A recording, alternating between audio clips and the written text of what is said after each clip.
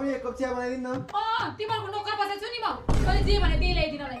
घरि बाउले यो ल्याइदियो भनेछ, घरि छोराले यो ल्याइदियो भनेछ। जस्तो बाउ त्यस्तै छोरा।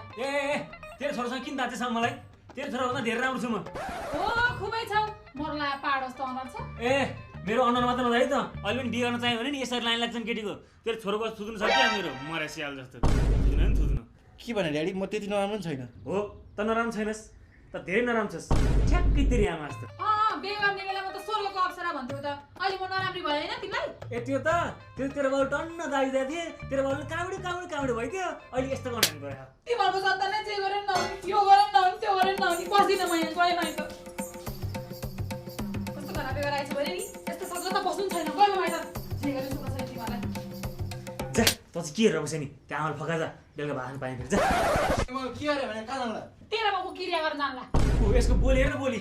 बोली नि त्यस्तै थुत्नु पनि त्यस्तै। हो त अनि न तिमीले मलाई माया गर्छौ न घरको काम सघाइदिन्छौ।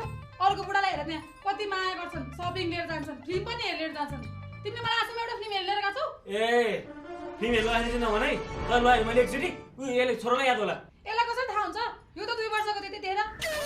त्यसपछि अहिलेसम्म फिल्म हेर्नु लिएर गएको पो। ल फिल्म के कुरा हो नि? नयाँ फिल्म आउँदैछ त लास्ट शरणम भन्ने। यो फागुन 14 गते शिवरात्रिको दिनमा रिलिज हुँदैछ। त्यो फिल्म हेर्न जाउँला नि त। यो फिल्म जिग्री पाण्डे टिमले बनाएको अरे। यो फिल्म एकदम राम्रो हुन्छ अरे। यही फिल्म हेर्न जाउँला नि त। हो ल गजब कुरो गर्छ है कान्छ तैँले। म फिल्म हेर्नु आइहाल्छु नि तिमीलाई। किन रिसाकी? आऊ बस यहाँ आऊ बुढी कस्तो रिसाकी तिमी? म लैहाल्छु मम्मी अब यही खुसीमा एक कप तातो चिया खानु पायो हुन्थ्यो। तेरो के काम छ? मम्मीलाई कति गाह्रो